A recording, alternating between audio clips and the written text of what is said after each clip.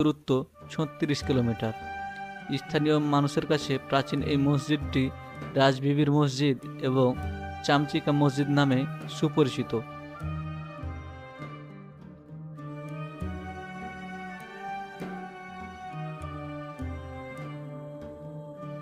(১৪৫০ থেকে ১৫৬৫ খ্রিস্টাব্দে গৌড় রাজধানী থাকাকালীন সময়ে খনিয়াদিঘি মসজিদটি নির্মাণ করা হয়।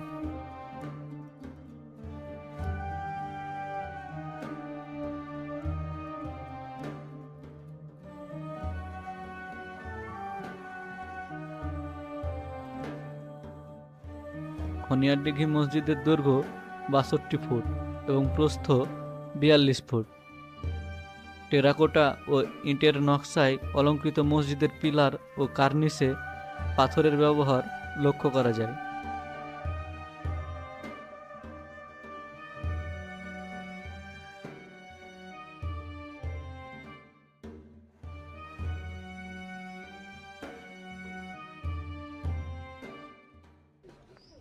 মুঘল স্থাপত্যশৈলীতে নির্মিত খনিয়াদিঘি মসজিদের মূল বর্গাকার কক্ষের প্রতিটি বাহুর দৈর্ঘ্য ২৮ ফুট।